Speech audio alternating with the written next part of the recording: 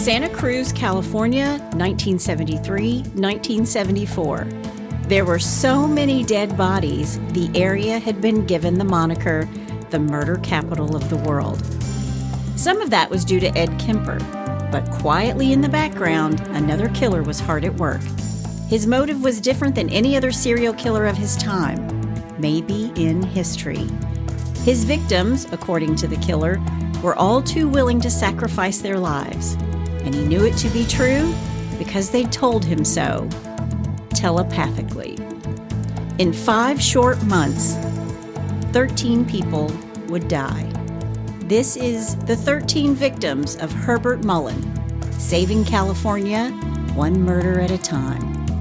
Hey y'all, I'm Chris Calvert. And I'm her husband, Rob Potthorf. Welcome to Hitched to Homicide. For better or worse. Till death do us part.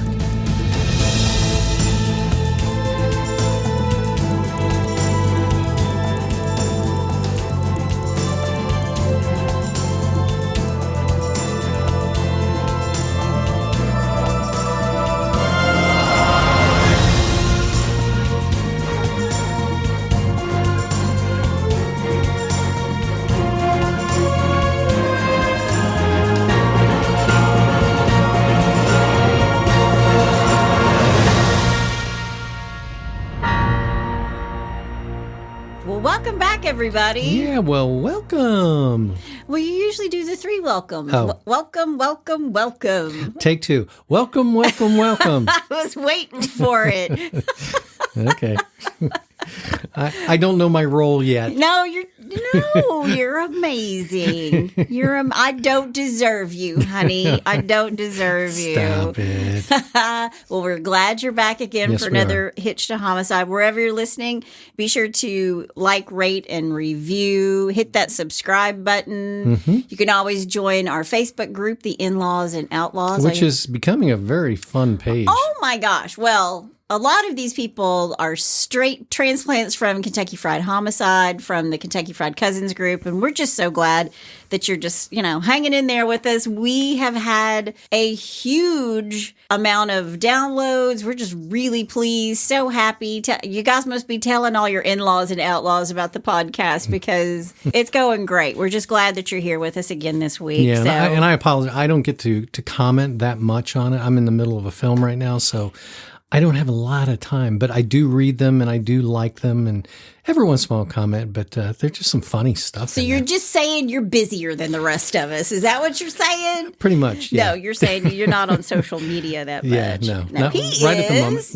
Not at the moment. Social media. All your friends are going to be like, what? Rob is on social media. Of course he is. Yeah.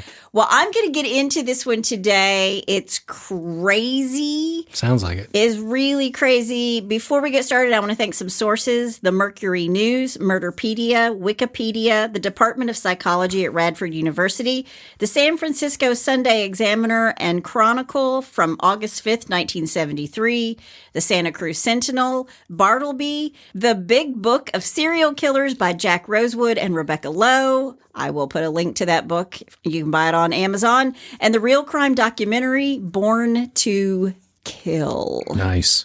Let's do it. Herbert William Mullin is born on April 18th, 1947 in Salinas, California to Jean and Martin William Mullin. His mom is a devout Catholic and his dad is a World War II vet who works for the post office.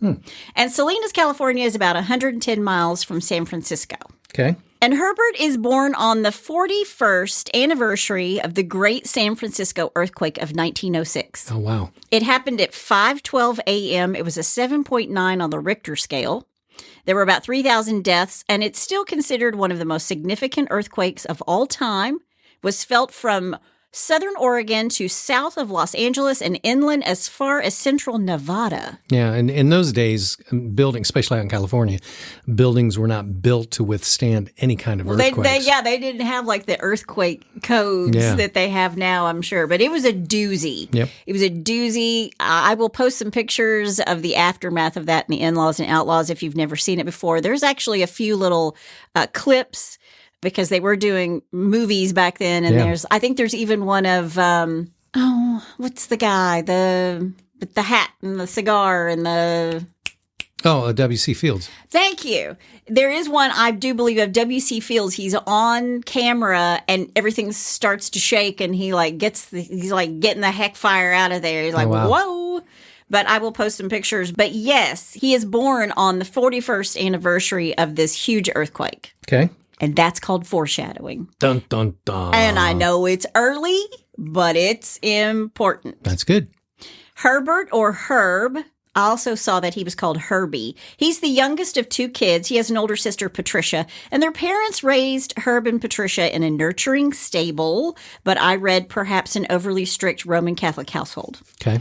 Herbert was a good-natured boy and very bright. He played Little League. He was a Boy Scout, and Herb went to parochial school, St. Stephen's Grammar School. But the neighborhood kids around him went to public school, so he's automatically separated from like the kids around him. So he's not really playing with the kids in the neighborhood. It's not a part of the group. No. When Herb is 16, his parents move him and Patricia to Felton, California, which is just 15 minutes north of Santa Cruz. It's 1963. They live in his aunt and uncle's cabin until the Mullins find a home, and he enrolls in San Lorenzo Valley High School, which was different than the all-boys Catholic school he just left. Okay. He's now in a public school. His older sister, Patricia, she was already off in college. She was off to college in San Francisco. Now, in high school, Herb was a little guy. He was only about 5'7", and he weighed 120 pounds. But even though he was small, he participated in high school sports. He was a part of the group of athletes called the Zeros. He played basketball, baseball, and football, and was actually the offensive guard on the football team. And by the fall of 1964, Herb had been the first string guard on the varsity football team, and he had a steady girlfriend. Her name was Loretta Ricketts. Okay. And these two are going to date for the next 3 or 4 years. He was well-liked. He was popular, and Herb had lots of friends. He had the same qualities and closely identified with his very best friend, Dean Richardson. Dean was handsome. He was athletic. He made good grades. He was self-assured. And these two, Herb and Dean, they're like 2 peas in a pod. Herb was the happiest he'd ever been when he was in high school, and his grades had greatly improved from the all-boys Catholic school that he attended before, and he was already a really good student. He was an honor roll student, and he was even voted most likely to succeed by his classmates. So he was a popular guy. He was. In his senior year, he was the vice president of the varsity club, a member of the honorary key club, and elected chairman of his senior sneak day. No, I was in the Key Club. I know. When I read that, I was like, oh, Rob's going to chime in and say I was in Key Club. I was actually president of Key There Club. you go. There you go. But he was chairman of his senior sneak day, which is what we called at my alma mater, Tates Creek High School, Go Creekers. My alma mater, we called it senior skip day. Right. We had that. Yep. Well, they called it sneak day. I guess you sneak out. We just skip. I guess we're skipping out. They were sneaking out, but we were skipping. Yeah, a couple generations later, we were just more direct and to the point. Apparently. Yeah. Herb graduates in June of 1965. However, in September of that same year, just weeks before the start of his planned fall semester at Cabrillo College, he loses his best friend because Dean Richardson is killed in an accident. Oh, wow. It's either a car accident or a motorcycle accident. It was reported upon differently in like all the 3 different accounts that I found of it.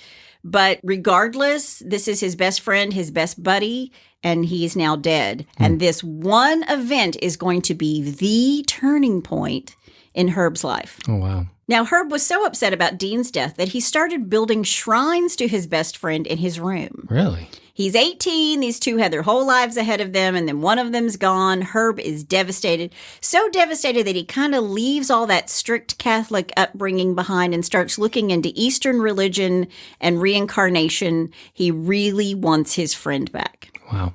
And he was rearranging the furniture and candles in his room around Dean's photo.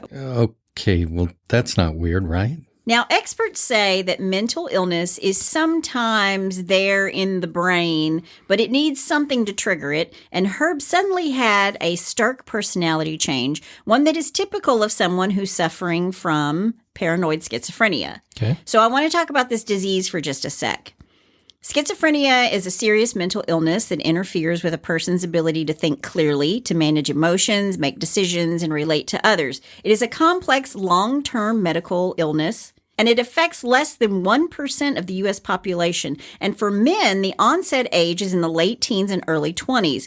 And it can be really difficult to diagnose schizophrenia in teens. And this is because the first signs can include like a change of friends, a drop in grades, sleep problems, irritability, common and non-specific adolescent behavior. I mean, it's just basically things that make a teenager can also show signs of schizophrenia. The body's going through huge changes all at those that point. hormones, Yeah, exactly. right? Other factors include isolating oneself, withdrawing from others, an increase in unusual thoughts and suspicions, and a family history of psychosis. Now, all of these things would be expected of a young man who just lost his best friend in the world, right? Sure. But what others don't know is that pretty quickly, Herb begins to hear distant voices. Uh-oh. He felt betrayed by the loss of his best friend, Dean, and he cried for weeks. Wow. Now, Herb still has a college scholarship at Cabrillo College, and he enrolls and he begins to study highway engineering. And on the surface, things seem okay. He still hangs out with his friends from high school, people that he and Dean knew, including a guy he and Dean played football with named Jim Gennara. Okay. Jim was a bit of a hippie. He argued against the war and told Herb that he too could become a conscientious objector. And if you don't know what that is, that's someone who refuses service in the armed forces or to bear arms based on their moral or religious grounds. Right. And in the spring and summer of 1966, Herb takes on the hippie lifestyle. He begins to experiment with drugs like weed. He breaks up with Loretta, his longtime girlfriend. He grows his hair long. He wears love beads. He gets tattoos. He's a cool guy. It's a total shift for him. Sure. Because remember, he was brought up straight-laced, devout Catholic boy. Right. So he's finished his first year of college. He takes a summer job with the country road crew. Okay. By the fall of 1966, he cuts his hair. He starts wearing a business suit, but he's still experimenting with drugs. And more, he's smoking weed, and now he's dropping acid. Yeah, because anytime anyone's got any kind of mental illness, adding drugs to the mix can exacerbate the whole situation. Yeah. But he's doing LSD, and I found this, and honestly, I didn't know it. And, I'm feel like I'm a know-it-all, so I'm going to tell you guys what I learned too. But LSD was actually on the market and prescribed. What?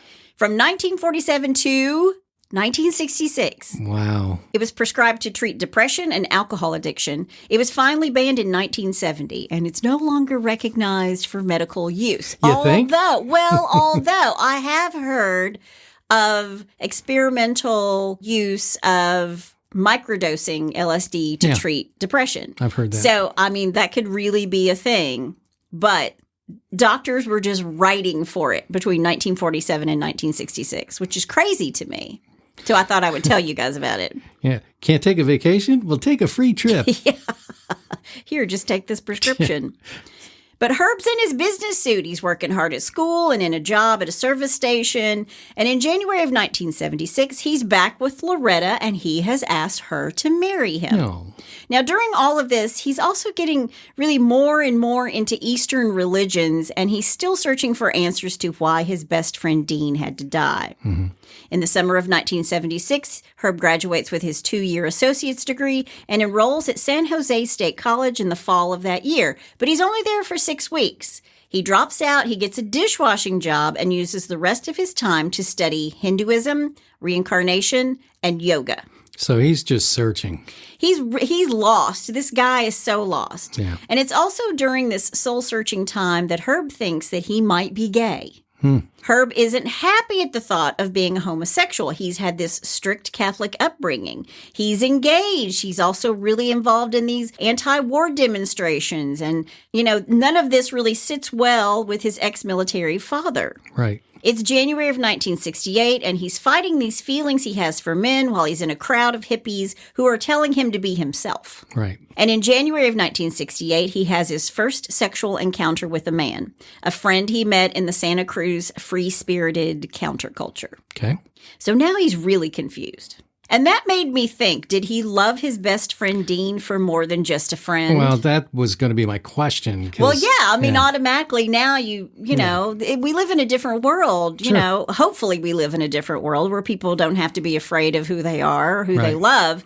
And I just wondered if he had sexual feelings for Dean. Yeah. But at this point, Herb doesn't know if he's gay or bisexual. And in March of 1968, he breaks off the engagement with Loretta Ricketts and begins acting out and acting violent.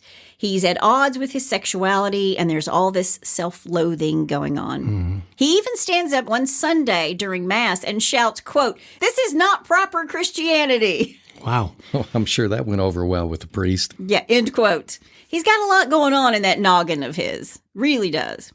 A month later, in April of 1968, he gets arrested for possession of marijuana. His father posted his bond and got him out of jail. He pleads to a lesser offense, and he's sentenced to probation. That summer, the June of 1968, Herb begins a manager-trainee program at Goodwill Industries. And in July of 1968, he gets a little apartment in San Luis Obispo where he's given a small store to manage. So he's trying to move ahead, and he's getting these responsibilities. Sure. He's trying. October 1968, when Herb is 21, he's only 21. When Herb is 21, he's granted his conscientious objector status. Okay. After his father wrote a letter to the draft board saying how, quote, peaceful-minded, end quote, Herb was. Mm-hmm. And the Selective Service Board credited his time employed by the Goodwill Industries toward his required alternative service. Gotcha. So Daddy called in a favor, basically. Yeah. Thanks, Dad. But he said that his son was, quote, peaceful-minded, which is really ironic. Yeah. Because suddenly Herb quits his job and tells everyone that he's moving to India and he's going to study yoga. Wow. But then he moves not to India, but to Sebastopol, California. Oh, okay. Well, it's a few thousand miles short, but okay. To live on a ranch owned by his sister, Patricia, and her husband, Albert. He's going to live in a trailer there. And then it gets weird. A year later, in March of 1969, Herb is at a family gathering. His sister, Patricia, is there with Albert, and Herb begins doing something odd. He mimicked every move of his brother-in-law, every gesture, every word. It went on for hours. I would have slapped him. And then, dude, knock it off. And then other times he sat motionless and speechless and simply glared at his family. Wow. So, I mean, you think about little kids when they mimic you and everything. You know, I know you are, but you are. I know you are. Right. Yeah. When it's just as annoying. Yes. So annoying. And he's doing this for hours. Wow. It's called echopraxia and echolalia. Echopraxia is the involuntary imitation of movement of another, and it is a common symptom of schizophrenia and other neurological disorders. Really? Echolalia is the involuntary repetition of a phrase or word just spoken by another, and it is also a common feature of schizophrenia and other neurological disorders. So did Pee Wee Herman have that? I know you are, but what am I? Yeah. You are. Now, nobody knows what's going on with Herb. I mean, they're like, it's hinky. It's crazy. Yeah. But he checks himself into the Mendocino State Hospital where he'll stay for 6 weeks. And he's finally diagnosed with schizophrenia aggravated by drug abuse. Dr. Rob got it right from the beginning. I'm not a doctor, but I'd play one if I were on TV. Okay. They prescribe him antipsychotic medication, and after 6 weeks on May 9th, 1969, Herb checks himself out of the hospital. He's checked himself in. He's checking himself out. Because he knows he's okay now. Yeah. He and another recently released patient drifted to Lake Tahoe from May 9th until August of 1969, where he takes a job as a dishwasher at a gambling resort called Harvey's Wagon Wheel. Now, here's a little factoid about Harvey's. It was established on Lake Tahoe in 1944 by Harvey and Llewellyn Gross, and over the next 40 years, the establishment, it really grew. This casino really grew. Like, they added this huge tower and stuff. But in the summer of 1980, it became the site of the largest domestic bombing in U.S. history. Oh, wow. It would continue to hold that distinction for more than a decade until the bombing of the World Trade Center in 1993. Oh, wow. Long story short, a guy lost $750,000 at Harvey's, and he stole a bunch of C4 and then rigged a bomb and then tried to extort $3 million out of Harvey for the instructions on how to disarm it. And the bomb squad detonated it while trying to disarm it and caused $18 million worth of damage to the casino. Oops. So nobody was hurt, and the guy got caught. He went to jail where he died. But sorry about your casino. yeah, Harvey's was a happening place, man. It's now owned by Caesars. So I did read that it was now owned by Caesars. But that's where he's working. He's working at Harvey's Wagon Wheel. Wow. So that's my Harvey story. But when Herb leaves Tahoe and Harvey's in August of 1969, he goes home to Felton, California. This is kind of a recurring thing. And how old is he now? Can't make it happen. He's going home. 1969, he's 22. Jeez. That same month, Herb is sitting in Henry Cowell Redwoods State Park. He's meditating. He's in a trance or something. A forest ranger approaches him, and Herb remains motionless. And the park ranger asks him to leave. He's like, dude, you got to go. Right. And instead of leaving, Herb slowly reaches for a knife, like in slow motion. And the forest ranger grabs him, cuffs him, takes him to the county jail. Wow. He's not booked. He's released. Why? Don't know. Huh. Didn't book him. They released him. I guess drawing a knife on someone doesn't constitute. Yeah, whatever. Yeah, I Okay. mean, I think it was like in slow motion. He's pulling the knife out, and the park ranger was like, "Not today, Satan," and just cuffed him and was like, "Let's just like have a little trip down to the county jail." Let's go have a talk. Yeah. Now, Herb's family can't wrap their head around the idea that Herb is mentally ill and that he suffered from this severe neurological disorder. It's like they won't come to terms with the fact that their son is mentally ill. Yeah, they're just living in denial. Yes, and instead, Herb, as well as his family, believe that his erratic behavior and severely deteriorating mental condition was the result of his drug use. Okay. So he's not crazy. He's an addict. Right. Now, in September of 1969, Herb began treatment for said drug abuse as a resident of the Drug Abuse Prevention Center in Santa Cruz, but he's still associated with all his buddies who were doing drugs. And I think it would be pretty hard to do, stay clean and sober while hanging out with your friends who are using alcohol and drugs. Well, yeah. I mean, how does that even work? I don't know. When I'm cutting back on carbs and someone's eating bread in front of me, I would just want to snatch it from their hands. I mean, it's a good thing I have celiac disease and I got to make sure it's gluten-free, but Yeah. it's hard for me to be around that. Yeah, it's like... And these are drugs. Well, not that food's not a drug, but yeah. Yeah, that'd be like me working in a chocolate factory. Yeah, exactly. Exactly. In October 1969, while Herb is in drug abuse treatment, he and his friend Lawrence visit Herb's sister, Patricia. Herb inhales an entire joint in one puff. Ooh. Then he and his friend get naked, sit crisscross applesauce, and pound their chest in synchronization. I guess like Matthew McConaughey in Wolf of Wall Street. Yeah. So they do this until they're exhausted and fall asleep. They until they're asleep. Jeez. And they're naked. They're butt-ass naked, as we would say in the South. Yeah. They're sitting crisscross applesauce. They're sitting, with their legs crossed, like kids in the circle. I'd rather just have a little glass of bourbon and watch football. Naked? Not sitting naked. cross-legged? No. Just on the couch in my sweats with Scotty. No, just watching the Bengals. That's all I want. So after this, Herb then travels to San Luis Obispo, moves in with a friend, and applies for welfare.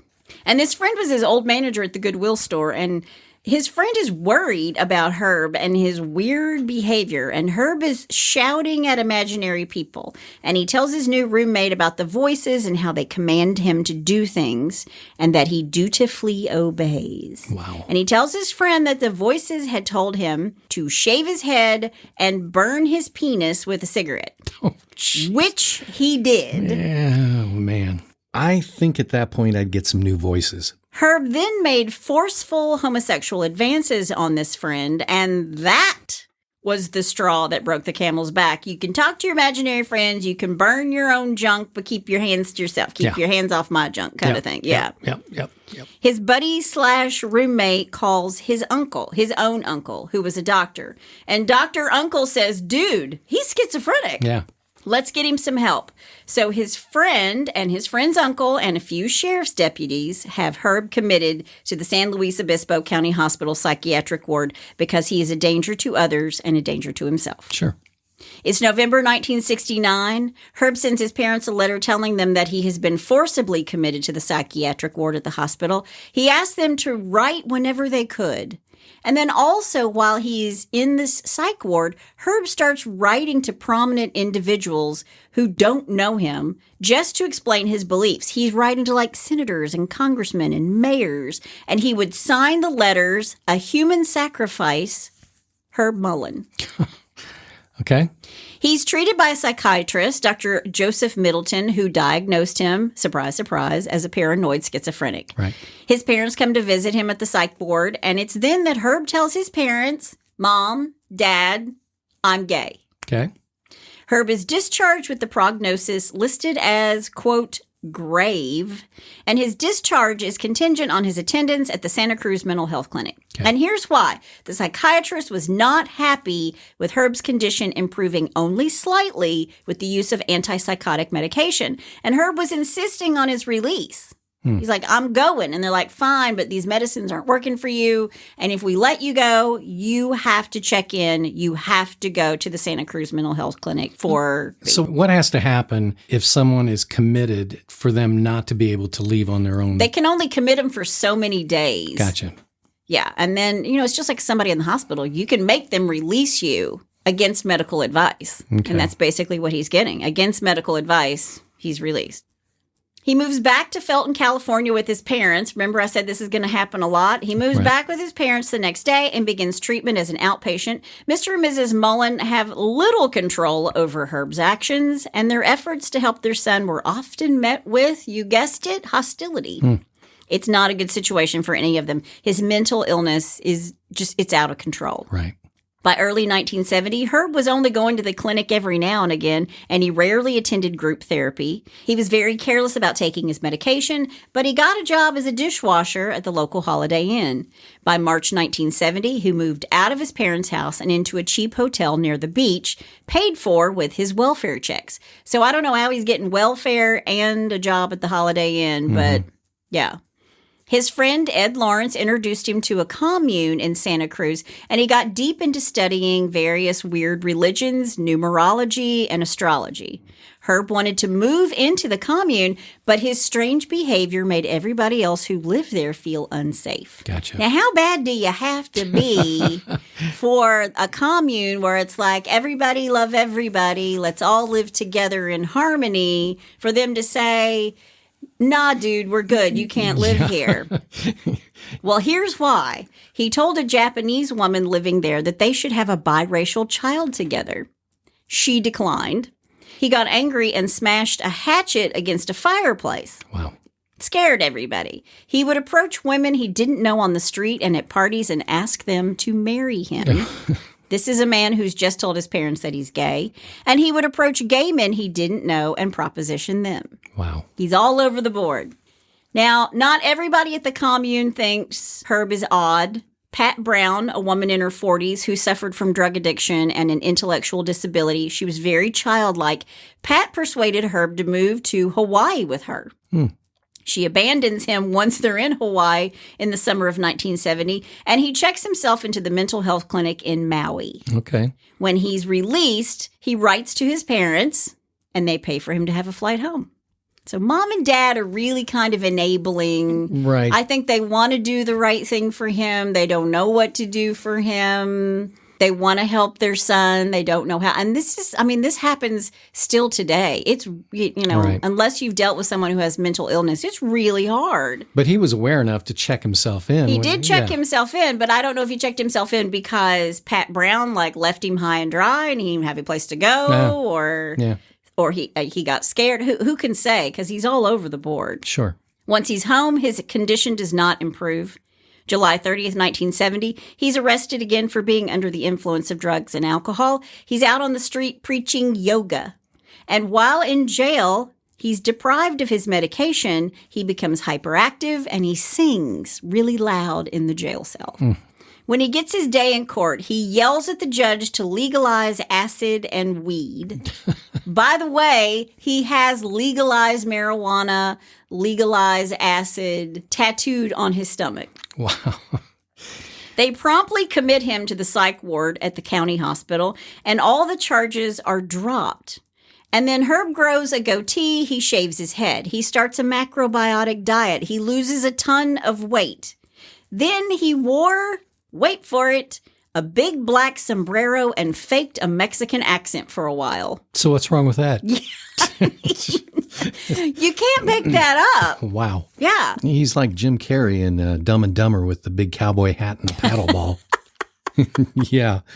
August 1970, he applied for readmission to Cabrillo College to study psychology, but failed to keep his counseling appointment with his advisor.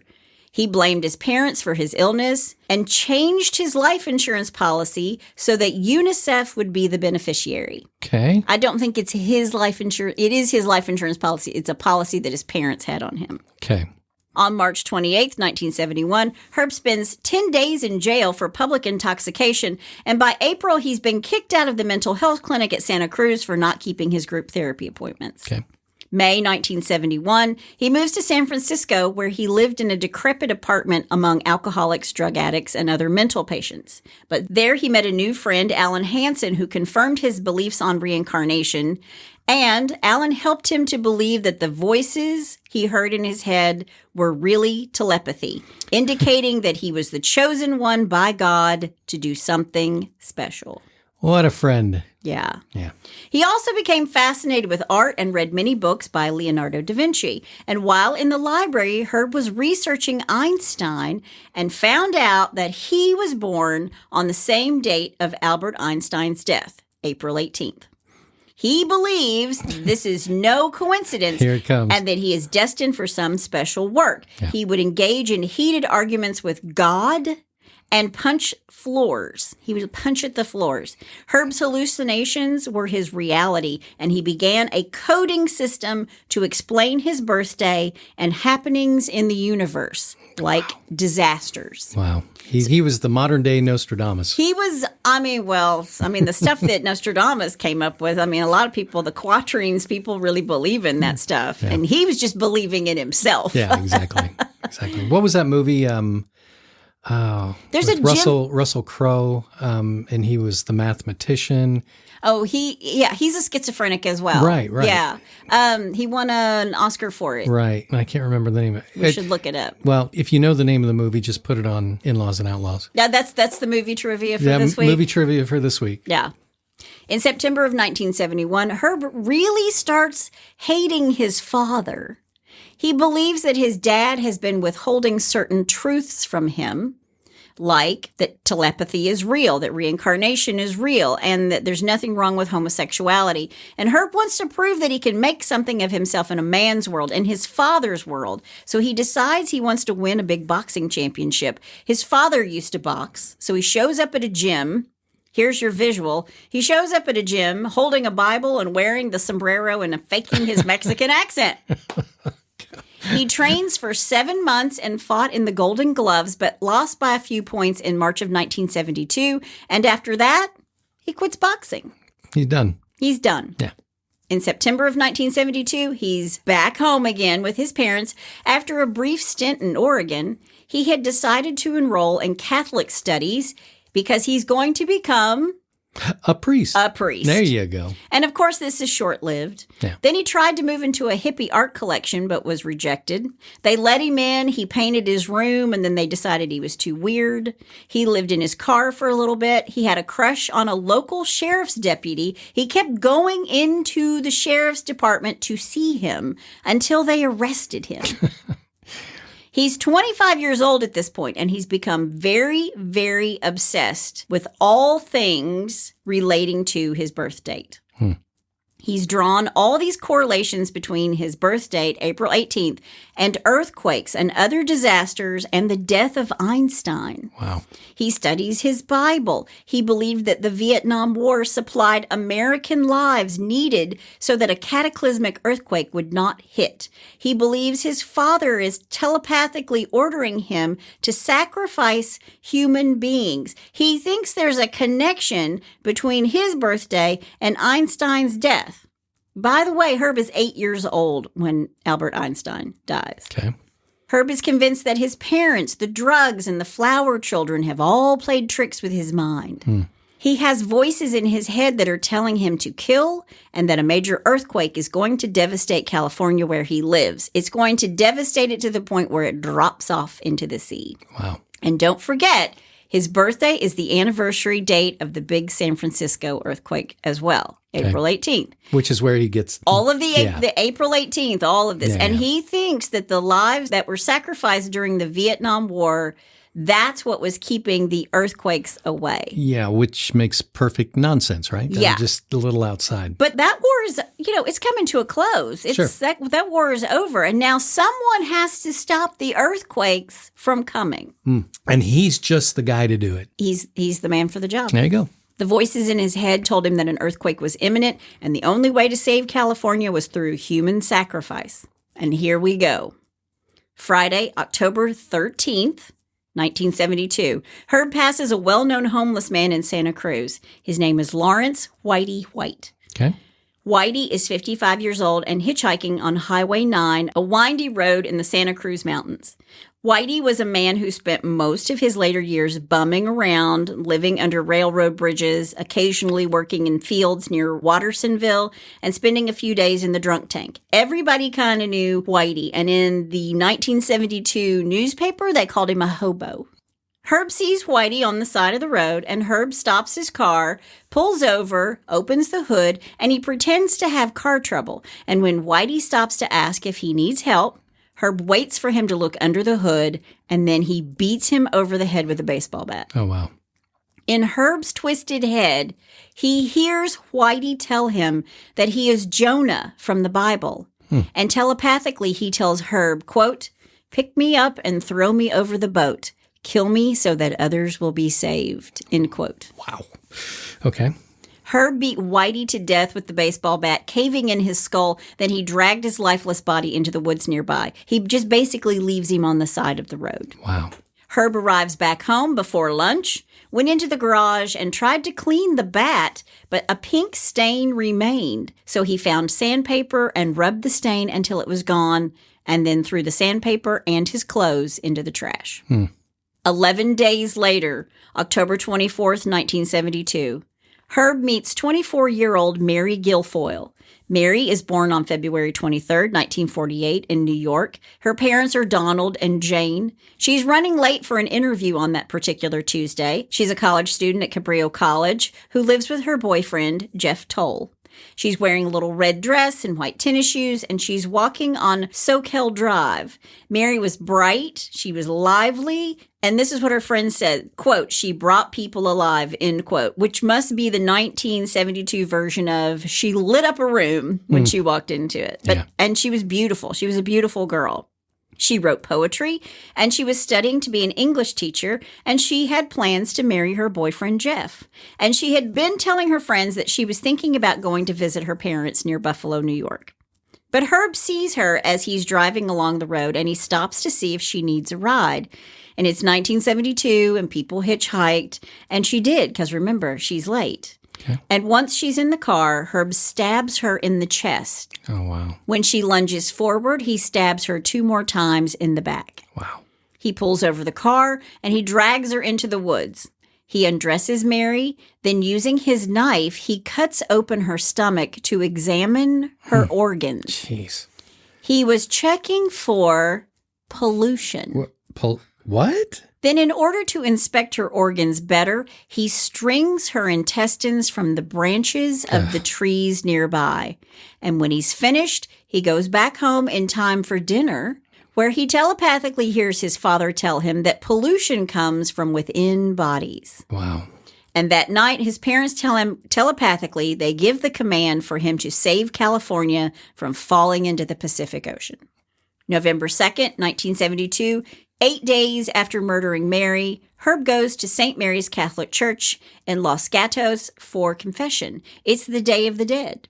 Hearing confession that day is Father Henri Tomei. He was an internationally known and very well-liked priest. He grew up an orphan and became a priest at the age of 24. He was a composer, a choir director, a youth leader, and an associate pastor at St. Mary's Catholic Church. And on this Day of the Dead, Herb goes to the confessional. And who's working the confession? Like I just said, hearing confession is Father Henri Tomei.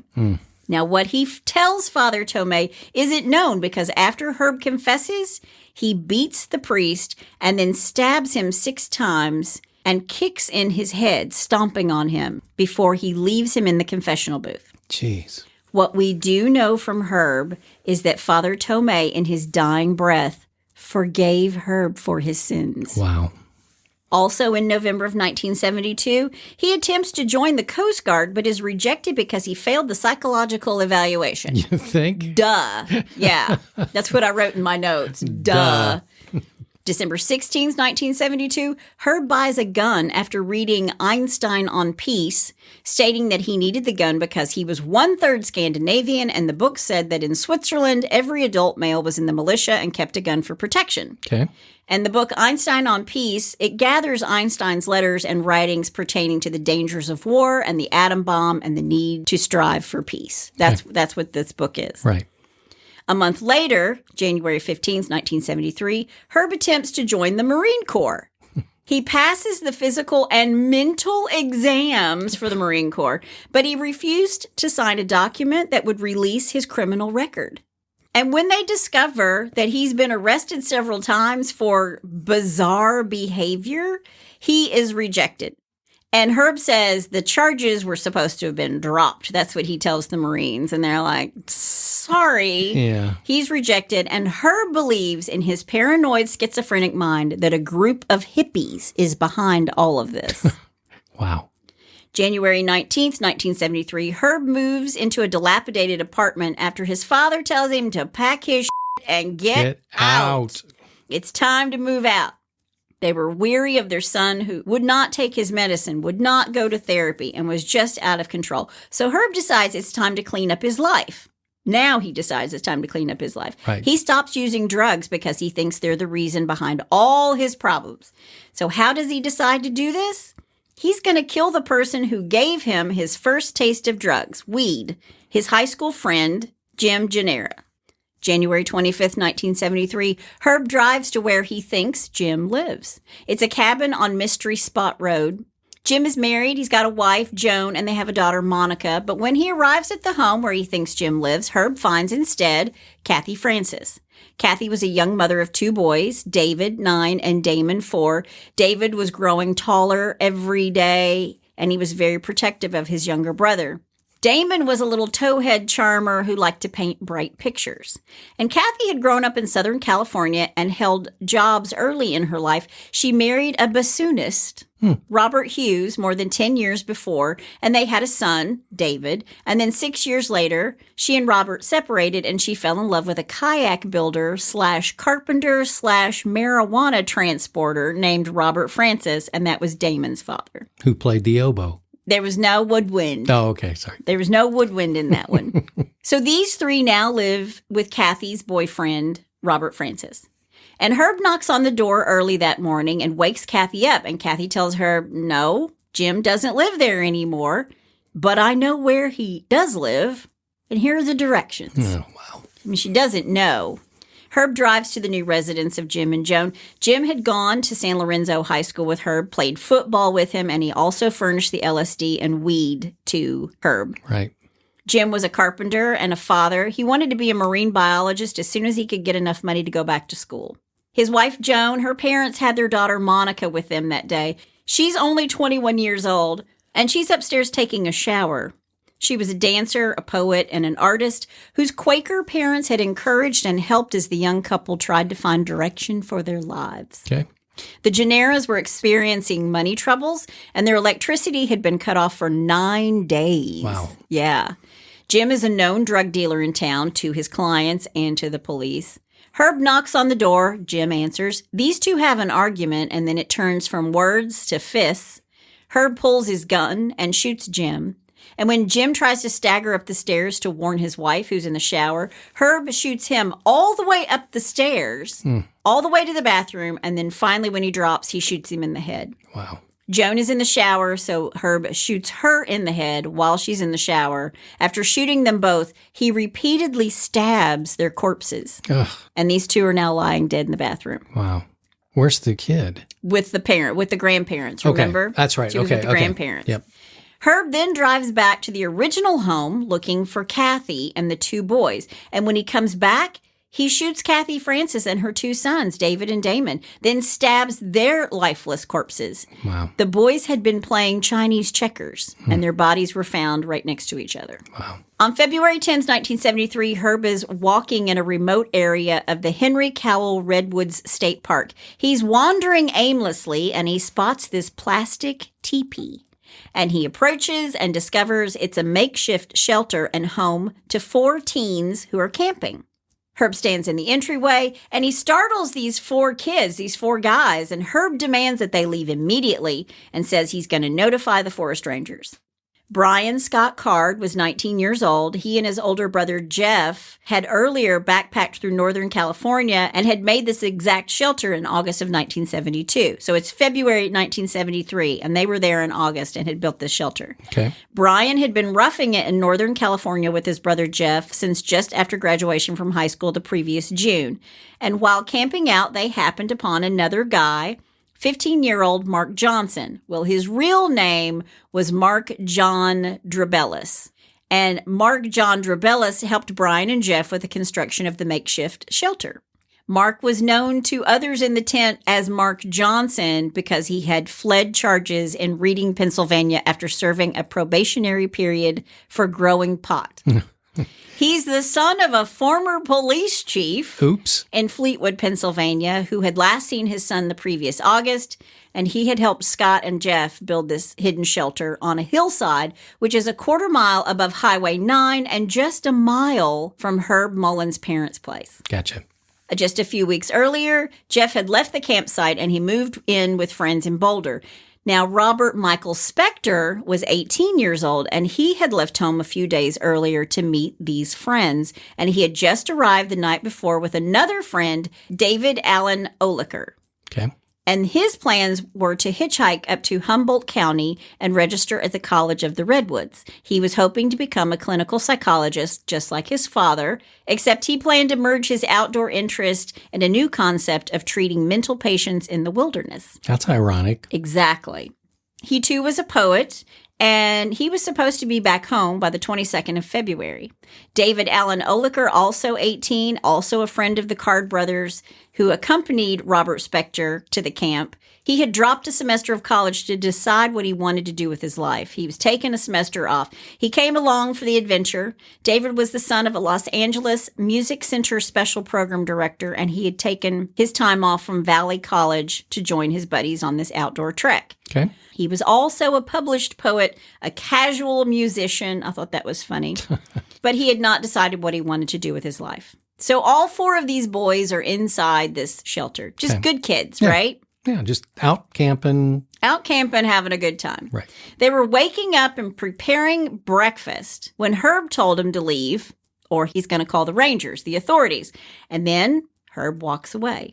Because these guys are like, piss off, dude, we're not leaving. Yeah. I mean, can't you see them? They're like, whatever, dude. Yeah. We built our little plastic teepee. We're here. We're eating breakfast. We'll get right on that. We're not going anywhere.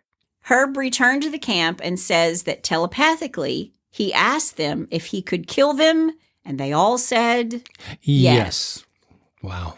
He opened fire on all 4, killing 18-year-old Robert Spector, 18-year-old David Oliker, 19-year-old Brian Scott Card, and 15-year-old Mark Drabellis. Wow. He shot each in the head, and then he searched through the campsite and went through the wallets of the guys and found $10 in one and $10 in another, and he also found a .22 rifle. He took it with him. That's not good. 2 days later, February 12th, 1973, college student Mary Guilfoyle's body is found on the side of the road. What is left of it is found on the side of the road. And I've seen interviews with the police officers who were on the scene who said it was the absolute worst crime scene they'd ever seen. Wow. The day after that, February 13th, 1973, another 13. Fred Perez gets up early. He had work to do next door at his rental house. He was 72 years old, but he was in really good shape. Fred was a former Marine, and he fought in World War I, and he was also a professional boxer at one point. Okay. Perez was a well-known member of the Santa Cruz wharf fishing community. His ancestors arrived in Santa Cruz in 1796. Wow. He could trace his ancestors all the way back. And he had retired 4 years earlier from the fish business.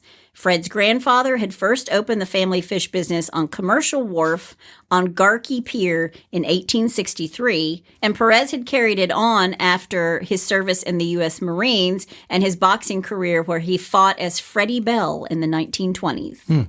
He also won the Central Coast middleweight honors. Okay.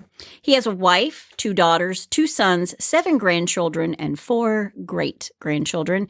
And he was turning 73 years old in 2 days. Okay. And at around 8 a.m., Fred was just finishing up some gardening in the front yard.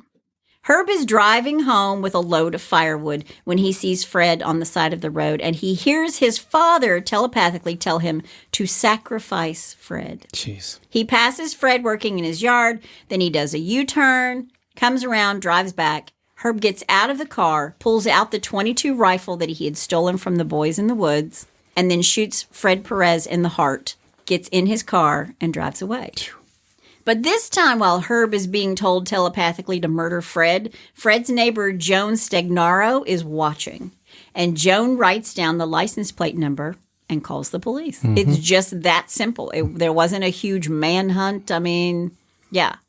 The police are automatically on this because, like I said in the beginning, in Santa Cruz County, there were all these dead bodies that just kept turning up. And they didn't really know who was what and which serial killer. And a lot of them were Ed Kemper, but Herb's working in the background. Right. There just wasn't a connection between... No connection, because he would kill with a knife. He killed with a baseball bat. Yeah. He killed women. He killed a priest. There were, boys in the woods who haven't been found yet, by the way.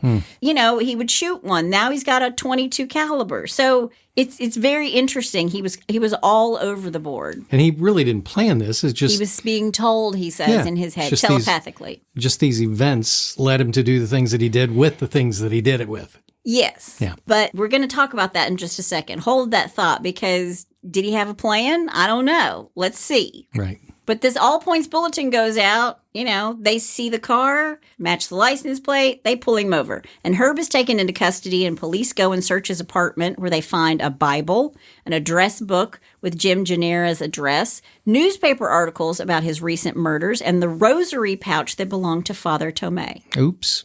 When they inspect his car, a 1958 Chevy Nomad, they find blood on the floor mat, and he tells police, quote, "I could never get the blood out after Mary," end quote. Wow. So I guess that pretty well... Well, he thinks he's been told to do these things, and he's special. And he's saving California. Yeah. Police backtrack to everywhere Herb has been, including some of the rundown apartments he'd lived in. And when he was in San Francisco, he had left behind some stuff in his apartment. His landlady boxed it up, and when police find it, it's all these crazy drawings and journals filled with writing, and none of it makes sense. And it's called hypergraphia, and it's the compulsive recording of details. He would write compulsively about the 12 apostles, plus one. Him. He was the 13th. There you go. He believes that all these people needed to be sacrificed in order for natural disasters not to happen. He looks at the numbers and death rates and how it corresponds to natural disasters. And when death rates are high, like during a war, natural disasters go down. And when death rates are low, natural disasters go up. Earthquakes and hurricanes. He thinks he's balancing the universe. And in his 5-month killing spree, he murders 13 innocent people, killing the first one on the 13th of October and the last one on the 13th of February. Okay. Now, by this time, they have found the boys in the woods, And I have seen police officers they were deep in the woods too. And I've seen interviews with police officers. It was so late in the afternoon when they find this crime scene, all the boys just shot. Yeah. It was so late in the evening, they couldn't get the bodies out, and the bodies had already been there for a few days. Oh, wow. And so 2 police officers had to stay there at the campsite in the middle of the woods with the bodies until the next morning.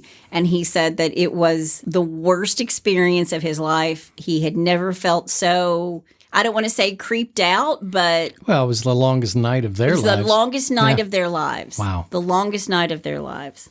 Herb was charged with 10 counts of murder. However, he was not charged with the murder of White, Guilfoyle, and Tomei. He attempted to plead guilty to all 10 counts of murder. However, he was not found competent to represent himself because he wanted to.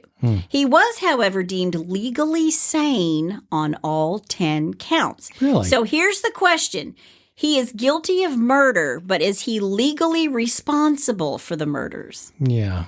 So when Herb Mullin's trial begins on July 30th, 1973, he was very bizarre. He didn't like his court-appointed attorney, whose name was Jim Jackson, because he said he didn't look enough like Richard Nixon. And this is the middle of Watergate. Like, Nixon hadn't resigned yet, but it was a thing. Yeah. He would interrupt court proceedings. Herb would get visibly excited when the location of a body would be discussed, or how many stab wounds were inflicted, or how he hung the bowels of young Mary in the trees. He was incriminating himself right in front of the jury. But if you do something wrong, like murder, and you don't know it's wrong, Yeah. it's called excusable homicide. Okay. And at the end of the trial, Herb wants to address the court. He testifies. He stands up. He gives this lecture. He says his family and friends and neighbors all conspired to drive him to murder. Quote, "I've tried over the years to explain that I felt my family and the people in charge of my upbringing were sort of playing a killjoy sadistic game in my life, on my mind. I think my family and my neighbors, they knew that I was committing the crimes." End quote. That probably wouldn't help his case with the jury. No. Yeah. But here's the thing, Herb.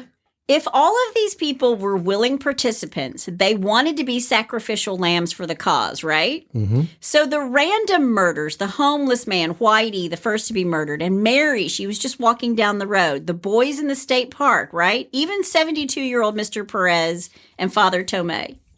But how do you account for murdering Jim and his wife? Because that was revenge. Right. He thought the reason he became hooked on drugs was because of Jim. And even more than that, Kathy and her 2 sons, he murdered her to cover his tracks to get to Jim. Right. So you can't have it both ways, Herb. Right.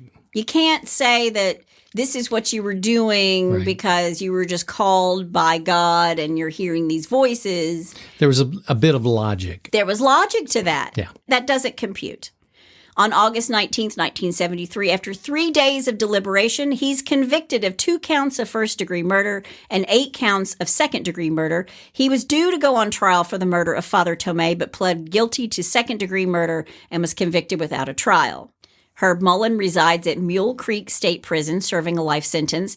And since Herb was found legally sane, he cannot receive treatment for his schizophrenia. Oh, man. When his conduct becomes bizarre, Herb is sent to the prison's infirmary to be sedated until his symptoms subside. Herbert Mullin continues his art and writings. He has been denied parole 11 times in the past 49 years. Wow. The most recent, March 19th, 2021. Oh, wow. Just recently. Yes. Yeah. Herb has stated that his family and friends placed him in a state of being naive, immature, and gullible. And according to Mullin, this resulted in his diagnosis of, quote, undifferentiated schizophrenia, end quote, which turned into, quote, paranoid schizophrenia, end quote, and caused him to murder his 13 victims. Mullin claimed that he had recovered from his mental illness in 1983. Adding, quote, but I'm not the perfect person, end quote. Understatement, maybe? Yeah. At his parole hearing, Prosecutor Benson noted that Mullin has shifted blame from himself to his family and friends since 1973, adding, quote, Mr. Mullin is still blaming everyone else for what happened. Yeah. Santa Cruz District Attorney Roselle agreed.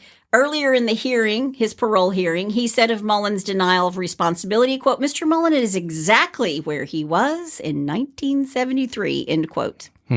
And in a chilling moment of the hearing, the commissioner of the parole board reminded Mullin that among his victims were a 4-year-old and a 9-year-old. Yeah. Noting that Mullin was trying to prevent cataclysmic earthquakes, he asked Mullin if he would have killed a baby if it had been in the house.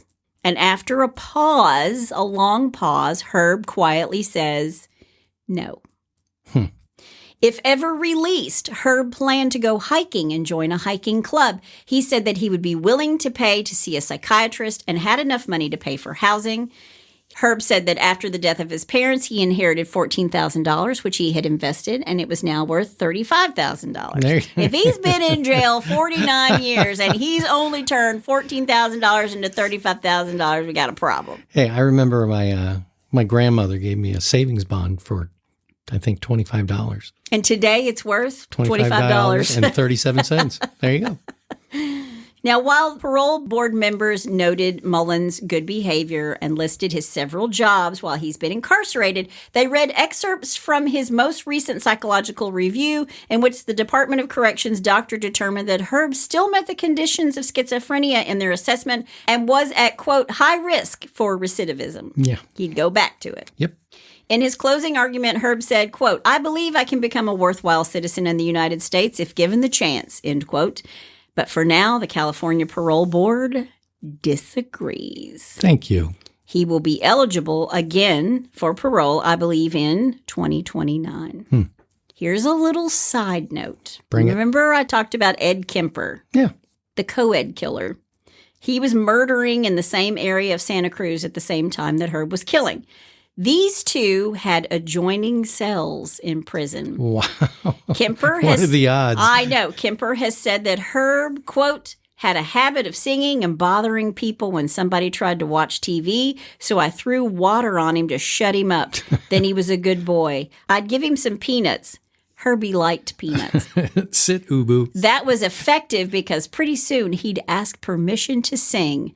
That's called behavior modification treatment. Yeah. End quote. There you go. That's a quote from Ed Kemper. He should be taking care of this guy. Well, I'll do a podcast on Ed Kemper, the co-ed killer. But yeah, he killed his mom, but I won't go into that. But I'll do a podcast on him. All right. But that is the story of the 13 of Herb Mullin, and that's all I have to say about that. Hey, Hitched to Homicide listeners. This is Chris Calvert. I love doing research and writing about real crimes, but I also love writing about fictional people who commit horrible atrocities. When you're ready to take a break from true crime for fictional crime, go to chriscalvert.com, where you'll find all my books, including some free ones to get you started. Jane Doe is one badass chick who quietly hunts terrorists in the United States. The Sex and Lies books are all FBI and CIA cases with a little romance on the side. And coming summer 2022, Book 10 in the series, Sex, Lies, and Rock and Roll, releases. You can find all of these books everywhere, and if you like to listen instead of read, you can find them all on Audible. So go grab a free book or take a listen. I love all the characters I've written. I've given them pain, ruined their lives, make them suffer, and maybe even throw in a heroic death. Or maybe they live to fight another day. Check it all out at chriscalvert.com, and thanks for being a listener of Hitched to Homicide. Well, Herbie definitely wasn't a love bug, was he? See what I did there? And that's a 1970s reference, too. Uh-huh. I'm impressed, honey. Thank you. Good job. Good job. Well, we have this week's edition of Well, bless your heart. Well, Bless Your Heart. So let's do Well, Bless Your Heart. Let's do it. Well, bless your heart. This one is from the In-Laws and Outlaws page, and this is from Melissa. So, Melissa, thank you Thank for you, this. Melissa. And this is from our own state of Kentucky. Yes. And this takes place in Frankfurt. I've actually seen this one because she posted it in the In-Laws and Outlaws group. You can do this too if you'd like. Yeah, please. If you've got any kind of, well, bless your heart, feel free to send them to us or put them on the In-Laws or Outlaws Facebook page. Okay, so Frankfort, Kentucky officers took a burglary report on Cross Hill Drive. A caller reported she thinks someone broke into her residence overnight. She told police that she keeps her house keys in her bra. And when she woke up, her bra was half off and the 2 keys were missing. Jeez. Why? That would be uncomfortable. What the? I got nothing. That's a good one. All right. Here's our second one. Dateline Buffalo, New York. A New York woman who was reportedly driving around with a cardboard license plate wasn't fooling the cops. Duh. Deputies with Erie County Sheriff's Officer pulled over Amanda Schweikert, 28, on Wednesday for driving without a front license plate. Here we go. And the one in the back was clearly a fake. Once they had stopped her, deputies discovered Schweikert was operating the vehicle with a suspended registration and no insurance. Oh, really? Could have called that one. Yeah, there's a big surprise. Yeah. Schweikert was arrested and charged with possessing a forged instrument, which is a felony. Her fake license, her cardboard license plate was a forged instrument. I know. Okay. Yeah, exactly. She's also facing a misdemeanor count of operating a vehicle with a suspended registration and 3 vehicle and traffic infractions. Oh. Yeah, not a good situation. The fake plate was taken into evidence and bail has been set at $400. If she didn't have the money for the license plate at the DMV. It's true. It might as well just been $40,000. You know what? DMV is not my favorite place to go. No. Not my favorite place to go at all, but... Well, we do have a photo and we'll post it in the In-Laws and Outlaws. Sounds like she's an outlaw more than an in-law. Yeah, it's whatever. Well, if you have a bless your heart or you want to suggest a case, just go to hitchedtohomicide.com. Yep. There are all kinds of forms for that. We'd love to hear from you. Yep, we sure would. But that's all we have this week. That's my better half over there, Rob. And that's my beautiful bride. Join us next time on Hitched to Homicide. Bye, y'all.